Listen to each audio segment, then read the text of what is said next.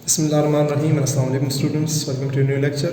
आज के लेक्चर में हम लोग चैप्टर 5 का जो थर्ड एक्सरसाइज है और वो करेंगे, और उसमें जो टॉपिक है मेन हमारा वो है वेन डायग्राम्स। अब वेन डायग्राम्स है क्या चीज़, अगर आप लोग वो लास्ट 2 लेक्चर्स देख लें, हमने उसमें सेट्स के बारे में पढ़ा, सेट्स की यूनियन के बारे में, इंटरसेक्शंस के बारे में, डिफरेंस के बारे में, उसमें जो प्रॉपर्टीज़ हैं डिस्ट्रीब्यूटिव और एसोसिएटिव वगैरह जो भी थी वो हमने पढ़ी। अब वेन डायग्राम्स क्या करता है, वही सेट्स की जो प्रॉपर्टीज़ है, जब आप एक डायग्राम के ज़रिए शो करें, डायग्राम में आप लोग इस चीज़ को शो करें कि इसमें यूनियन कहाँ पर है, इंटरसेक्शन कहाँ पर है, कॉमन कहाँ पर है, एक्सेट्रा जो चीज़ें हैं, डिफरेंस कहाँ पर है, वो शो करें, उस चीज़ को हम लोग क्या कहते हैं, वेन डायग्राम कहते हैं। मतलब क्या है इसमें, वेन डायग्राम में वैसे बेसिकली जो चीज़ है वो हमारे पास है कि आप लोग स्टार्ट में जो क्वेश्चन दिया हुआ है, क्वेश्चन में आपसे मुख्तलिफ चीज़ें मांगी होंगी कि यूनियन का डायग्राम बनाए, वेन डायग्राम बनाए, इंटरसेक्शन का बनाए, डिफरेंस का बनाए, वो बाद में आती है। सबसे पहले आप लोगों ने सेट्स का वेन डायग्राम बनाना होता है। मतलब क्या है, अगर इनकेस आपके पास 2 सेट्स दिए हुए हैं, 2 सेट्स ले लेते हैं, 1 2 एंड 3 स्मॉल सेट्स ले लेते हैं, एंड बी ले लेते हैं हम लोग 3 4 एंड 5, ये 2 सेट्स हैं। अब लाजमी बात है, जब आपको सेट्स दिए होंगे, सेट्स के हवाले से आपसे कुछ मांगा होगा, उनका यूनियन का डायग्राम मांगा, उनके इंटरसेक्शन का मांगा, लेकिन वो बात की बात होती है। सबसे पहले आप लोगों ने सिर्फ इन 2 सेट्स का वेन डायग्राम बनाना होता है। वो किस तरह बनाते हैं, वेन डायग्राम में सबसे पहले हम लोग बनाते हैं एक बॉक्स सा बनाते हैं, और ये होता है आपके पास यूनिवर्सल सेट। यूनिवर्सल सेट होता क्या, यूनिवर्सल सेट आपको मैंने पहले बताया, सबसे बड़ा सेट किसी भी क्वेश्चन में जिसमें सारे के सारे एलिमेंट्स आ जाते हैं, उसे हम क्या कहते हैं, यूनिवर्सल सेट। अब अगर आप इन नंबर्स को देख लें 1 2 3 3 4 5, ये असल में आप लोगों ने नेचुरल नंबर्स के सेट से लिए हैं।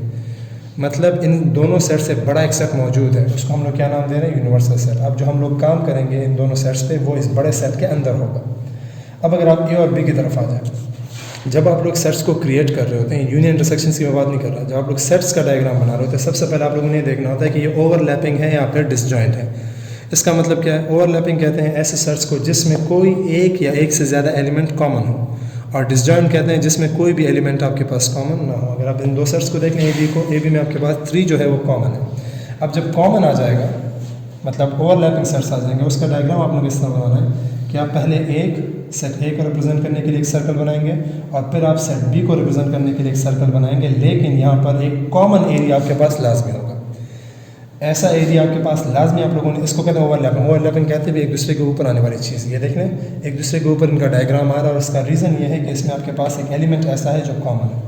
अब जो एलिमेंट आपके पास कॉमन होगा, आप लोगों ने इस कॉमन स्पेस में लिखना है यहाँ पर, और कॉमन स्पेस के अलावा, जो कॉमन नंबर के अलावा बी में क्या है 4 5, वो आप लोगों ने सिर्फ बी के स्पेस में लिखना है, और 3 के अलावा जो नॉन कॉमन है और सिर्फ ए में है, वो क्या है 1 2, वो आप लोगों ने ए के स्पेस में लिखना है।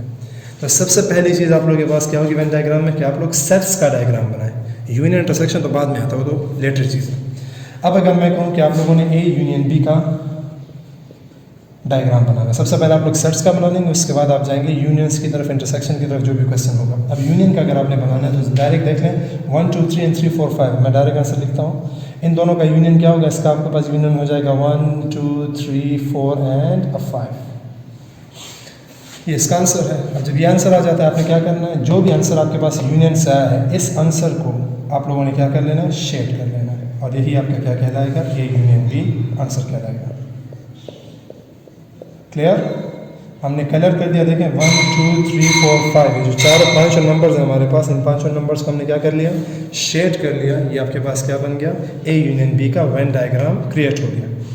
अब इसी तरह अगर आपसे इंटरसेक्शन मांगा जाए, ए इंटरसेक्शन भी, सिर्फ इंटरसेक्शन आपसे मांगा जाए, आप देख लें इन दोनों सेट्स में कॉमन क्या है, वो सिर्फ 3 है, तो फिर आप क्या करते हैं, सिर्फ ये जो 3 का पोर्शन है, ये वाला पोर्शन, सिर्फ इसको आप लोग शेड कर लेते हैं, और बाकी जो बाकी एलिमेंट्स इनको शेड आप लोग नहीं करते, तो आपके पास क्या आ जाता है, ए इंटरसेक्शन बी का जो वेन डायग्राम है वो आ जाता है। क्लियर, आसान सा टॉपिक है, इतना कोई मुश्किल नहीं है। आप लोगों ने सिर्फ डायग्राम में जो बेसिक चीज़ है, जो गलतियाँ अगर मैं कहूँ या फिर जो मिस्टेक्स होती हैं, वो कब होती हैं, जब सेट्स का बनना, ये आंसर इसका डायग्राम बनाना आसान होता है। अगर आप सेट्स का डायग्राम सही बना लें, सेट्स का वेन डायग्राम बन जाए, उसके बाद यूनियन इंटरसेक्शन जो वो आसान होता है, क्योंकि आप लोग यूनियन मालूम करेंगे, और बस जो एलिमेंट्स यहाँ लिखे हुए हैं, उन एलिमेंट्स की जो स्पेस है उनको क्या कर लेंगे, कलर कर लेंगे या शेड कर लेंगे, आपके पास रिक्वायर्ड यूनियन इंटरसेक्शन का आंसर आ जाएगा। तो मेन चीज़ जो है वो सेट्स का डायग्राम बनाना है। ठीक है जी, एक अब आ जाते हैं एक्सरसाइज की तरफ, एक आध क्वेश्चन इसमें कर लेते हैं, आसान है ये लोग, बाकी आप लोग जो है खुद भी ट्राई कर सकते हैं। एक्सरसाइज की तरफ आ जाते हैं और 3 सेट्स का वेन डायग्राम क्रिएट करते हैं। एक्सरसाइज की तरफ आ जाते हैं। एक्सरसाइज में आपके पास जो क्वेश्चन है इसमें आपको 3 सेट्स दिए हैं और इन 3 सेट्स में हम लोगों ने जो शो करना है वो, अगर आप लास्ट एक्सरसाइज को याद कर लेंगे, आपके पास एसोसिएटिव प्रॉपर्टी है। एसोसिएटिव प्रॉपर्टी ऑफ यूनियन आपके पास है। हम लोगों ने ये शो करना है but by using Venn diagram. ठीक है जी। तो अगेन स्टार्ट आपको मैंने कर दिया। इसको ज़रा कंपेरिजन के लिए 2 साइड्स पे हम लोग दोनों साइड वाइज जो है ये साइड और इस साइड का वेन डायग्राम बनाते हैं। सबसे पहली चीज़ मेन थिंग आपको मैंने पहले बता दिया, आप लोगों ने सेट्स का डायग्राम बनाना, उसके बाद आप लोग जाएंगे बाकी चीज़ों की तरफ। सबसे पहले आप बनाएंगे एक यूनिवर्सल सेट, यहाँ पर भी एंड यहाँ पर। आप देख लें सेट्स कितने हैं आपके पास, 3 सेट्स हैं आपके पास, ए बी एंड सी। तो अगेन सबसे पहली चीज़ ए आप बनाएंगे, ए सेट के लिए एक सर्कल बना लें और बी की तरफ आएंगे। तो आप अगेन जो हमने बात की ओवरलैपिंग की एंड डिसजॉइंट की। सबसे पहले देख लें ए बी में कोई चीज़ कॉमन है आपके पास। यहाँ देख लें 5 4 5 6 3 4 5 6 3 4 5 6 आपके पास ए में भी है एंड बी में भी है। तो आप लोगों ने इसमें कॉमन स्पेस जो है वो लाजमी क्रिएट करना होगा। ये हो गया कॉमन स्पेस। ठीक है जी। अब एलिमेंट्स में फ़िलहाल नहीं दिख रहा, तीसरी की तरफ आ जाए यहाँ पर। अब अगर आप देख लें 3 सेट्स हैं तो आप लोगों ने तीनों सेट्स में भी देखना है कि तीनों सेट्स में आपके पास कोई चीज़ कॉमन है या नहीं। अगर आप देख लें यहाँ पर 5 और 6 सी में भी है, ए में भी है एंड बी में भी है। तो आपको अब यहाँ पर इस डायग्राम में एक ऐसा स्पेस चाहिए जो तीनों चीज़ों को, तो इन तीनों सेट्स का कॉमन स्पेस हो। उसके लिए हम लोग बना देंगे यहाँ पर सी। अब अगर आप इस स्पेस को देख लेंगे, ये आपके पास सेट ए का भी हिस्सा है, सेट बी का भी हिस्सा है एंड सेट सी का भी हिस्सा है। तो यहाँ पर आप वो एलिमेंट्स लिखेंगे जो इन तीनों में कॉमन हो। इन तीनों में कौन सी चीज़ कॉमन है, 5 एंड 6 जो है वो इन तीनों सेट्स में मौजूद है। तो आप लिखेंगे 5 एंड 6। क्लियर।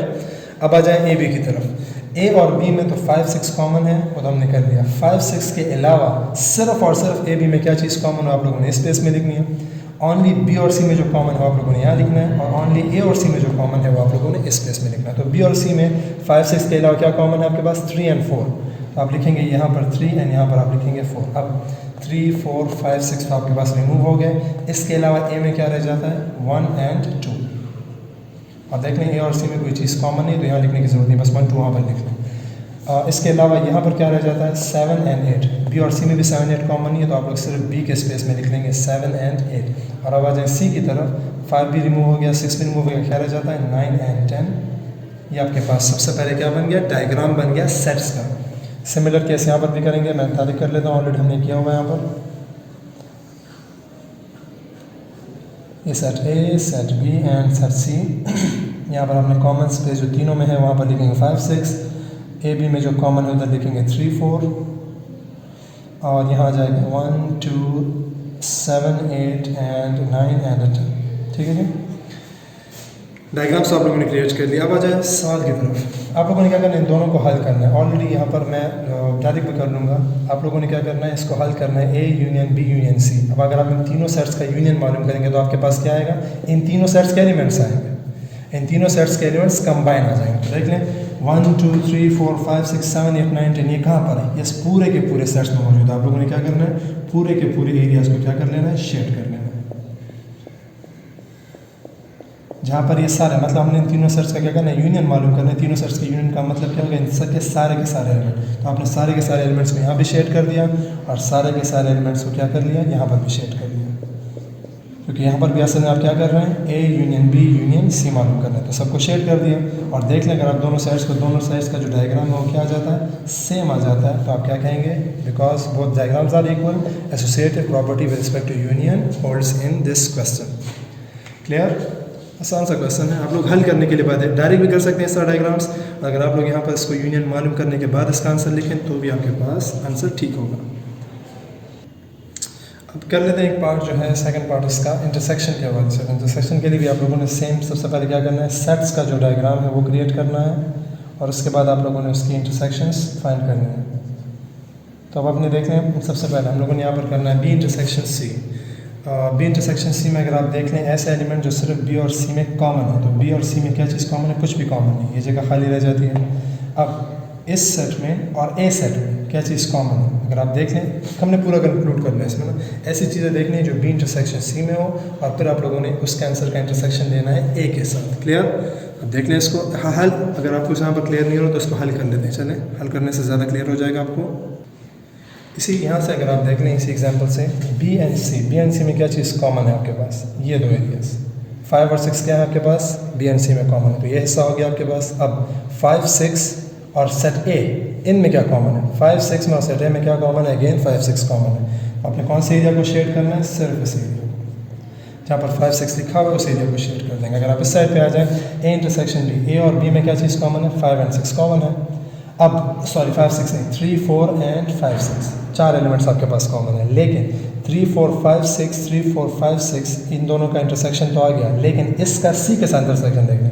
3, 4, 5, 6 में से यहाँ पर कौन सी चीज़ कॉमन है, सिर्फ 5, 6 आपके पास क्या है, इन दोनों में कॉमन है, तो आपने उस एरिया को क्या कर लेना है, शेड कर लेना है। देख लें दोनों साइड्स पे, दोनों साइड्स आपके पास इक्वल हैं। From Venn diagram you get कि आपके पास ये जो होल्ड करता है इंटरसेक्शन वाला एसोसिएटिव ला, यहाँ पर क्या करता है, होल्ड करता है। अच्छा जी, अब कर लेते हैं क्वेश्चन नंबर 5 जो डिमॉर्गन लॉ के बारे में। इसमें हम लोगों ने कंप्लीमेंट मालूम करना है, तो कंप्लीमेंट का तरीका एंड डिमॉर्गन लॉज जो ये दोनों एक साथ हो जाएंगे। अब इस केस में आपको यूनिवर्सल सेट दिया होता है, तो आप लोग जब यूनिवर्सल सेट बनाएंगे तो अब इसमें आप लोगों ने खाली स्पेस नहीं छोड़ी, यूनिवर्सल सेट के एलिमेंट्स लिखोगे, ठीक है जी। अब हम लोगों ने सबसे पहले मालूम करना है ए यूनियन बी, उसका कंप्लीमेंट, ठीक है जी। सबसे पहले इस साइड को नहीं करते, इस साइड को कर लेते हैं, इस साइड की तरफ बाद में जाएंगे। इस साइड को देख लें ए यूनियन बी, आप लोगों ने ए यूनियन बी अगेन पहले सेट्स बना लें, ये हो जाएगा सेट ए, ये हो जाएगा सेट बी। अब सेट ए और सेट बी मैंने ओवरलैपिंग क्यों बनाई, क्योंकि इसमें आपके पास सी जो है कॉमन है, सी आप कॉमन एरिया में लिखेंगे। बी में आपके पास आ जाएगा डी एंड ई, और ए में आपके पास आ जाएगा ए एंड बी, ठीक है जी। अब ये आपके पास सेट्स का जो डायग्राम वो बन गया, लेकिन आपने यूनिवर्सल सेट भी बनाना है। बाकी केस में हम लोग यूनिवर्सल सेट के यहाँ पर एलिमेंट्स क्यों नहीं लिखते थे, क्योंकि हम लोग वो जनरल लेते थे। इस सवाल में आपको यूनिवर्सल सेट दिया हुआ है। अब यूनिवर्सल सेट में क्या है, सबसे पहले यूनिवर्सल सेट में ये दोनों सेट्स हैं। अब उन दोनों सेट्स में जो एलिमेंट्स हैं वो ऑलरेडी आपके पास यूनिवर्सल सेट में हिसाब होंगे। बात समझ आ रही है आपकी। हम लोग ये एक जो बॉक्स बनाए, ये सबसे बड़ा आप लोगों ने सर्कल बनाया हुआ है। इस जो स्क्वायर है, हमने जो रेक्टेंगल बनाया हुआ है, इसके अंदर आपके पास सेट ए और सेट बी है। इसका मतलब ये है कि सेट ए और सेट बी के जो एलिमेंट्स हैं ये आपके पास ए बी में भी मौजूद है और यू में भी मौजूद है। तो ये वाले एलिमेंट्स आप लोगों ने दोबारा लिखने की ज़रूरत नहीं है। अब यूनिवर्सल सेट में आपके पास क्या है, ए है ऑलरेडी यूनिवर्सल सेट में मौजूद है, बी है, बी भी मौजूद है, सी भी मौजूद है, डी भी मौजूद है, ए भी मौजूद है, एफ जी मौजूद नहीं है। तो आप लोगों ने एफ जी क्या करना है, सिर्फ यूनिवर्सल सेट वाले एरिया में लिख लेना है, ठीक है जी। वो बाहर लिखेंगे आप, इन दोनों सेट्स में नहीं लिख सकते, इन दोनों सेट से इसको बाहर लिखेंगे। इसको ज़रा हैश कर रखा अलग नज़र है। इन दोनों सेट से आप लोगों ने क्या करना है, इसको बाहर लिखना है। अब आपने मालूम करना है ए यूनियन बी का क्या कंप्लीमेंट। सबसे पहले आप लोग मालूम करेंगे u minus A union B, हम लोगों ने मालूम करना है। सबसे पहले आप लोग मालूम करेंगे A union B. A union B direct कर लेते हैं। ए और बी का जो यूनियन है आपके पास क्या आ जाएगा, A B C D and E. अब यूनिवर्सल सेट से इसको आपने माइनस करना है। यू का हर वो एलिमेंट जो इसमें नहीं है, यू का एलिमेंट जो इसमें नहीं है वो कौन से, एफ एंड जी हैं। तो आपके पास क्या आ जाएगा, A minus U minus A union B से आपके पास आ जाएगा एफ एंड जी। तो आपके पास A union B whole complement का आंसर क्या हो गया, एफ जी। अब आपने इस एरिया को शेड करना है जहां पर क्या लिखा हुआ है, एफ और जी लिखा हुआ है। पूरा एरिया आप लोगों ने शेड करना होगा। क्लियर, ये हो गया आपके पास फिगर नंबर 1, नाम दे दें इसको। ये हो गया आपके पास फर्स्ट फिगर। अब मालूम करते हैं इस एरिया को। अगर ये आंसर और ये आंसर आपके पास सेम आ जाता है, दोनों का फिगर सेम आ जाता है, आपका आंसर करेक्ट होगा। तो आप इसको देख लें दूसरे पार्ट को। अब मालूम करते हैं इस हिस्से को। दोबारा आप लोगों ने सबसे पहले सेट्स का बनाना है डायग्राम। सेट्स का डायग्राम बनाने के बाद अब आएंगे हम लोग इस हिस्से की तरफ। ए कंप्लीमेंट इंटरसेक्शन बी कंप्लीमेंट। ए कंप्लीमेंट मालूम करते हैं, यू से हम लोगों ने क्या करना है, ए को माइनस करना है और उसका इंटरसेक्शन कर लेना है किसके साथ, यू माइनस बी के साथ, ठीक है जी। अगेन डायरेक्ट करते हैं, यू का हर वो एलिमेंट जो ए में नहीं है, यू के वो एलिमेंट जो ए में नहीं है, लेकिन ए है, इसमें भी है, बी इसमें भी है, सी इसमें भी है, ये चीज़ें नहीं है।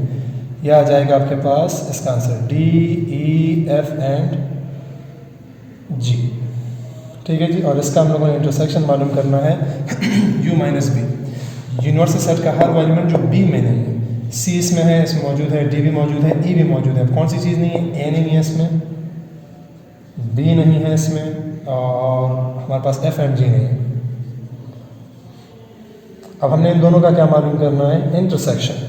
इंटरसेक्शन किसे कहते हैं, ऐसा एलिमेंट जो इन दोनों में कॉमन होता है। इन दोनों में क्या चीज़ कॉमन है हमारे पास इस वक्त, एफ एंड जी हमारे पास कॉमन है। क्या कर लेंगे आप लोग, एफ जी का जो एरिया है उसको शेड कर लेंगे।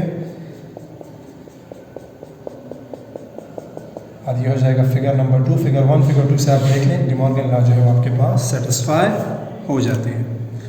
आसान सा टॉपिक है। अगर आप लोगों को सेट्स के जो मेन प्रॉपर्टीज़ है, यूनियन, इंटरसेक्शन, डिफरेंस, कम्प्लीमेंट्स वगैरह याद है, मेरे ख्याल से कोई इतना मुश्किल टॉपिक नहीं था, क्योंकि आपको सिर्फ डायग्राम बनाना होता है यूजिंग द आंसर। आप आंसर मालूम करते हैं, उसको फिर हिसाब से आप लोगों ने क्या करना होता है, डायग्राम की जो कलर जो जगह होती है, जो आंसर में जो जगह होती है, वो आप लोगों ने क्या कर लेनी होती है, वो स्पेस शेड कर लेनी होती है। मेन चीज़ अगेन आपको कहूँगा, सेट्स का डायग्राम जो है ये सही बनाया करें। ये आंसर मालूम करना काफ़ी आसान होता है, क्योंकि आपके पास ऑलरेडी आंसर मौजूद होता है, उसको कलर करना कोई मुश्किल चीज़ नहीं है। ये ओवरलैपिंग, डिसजॉइंट्स जो बातें हैं, ये सेट्स का जो डायग्राम है, ये चीज़ मेन ज़रूरी चीज़ है। इस पर आप लोगों ने प्रैक्टिस करनी है और इसको सीख लेना है। सही है जी। इसके साथ आज का लेक्चर कंक्लूड करते हैं। इंशाल्लाह नेक्स्ट लेक्चर में फिर बाइनरी रिलेशंस उसके बारे में पढ़ेंगे। तब तक के लिए इजाज़त दें। अल्लाह हाफ़िज़। اللهم انفعنا بما علمتنا وعلمنا ما ينفعنا وزدنا علما.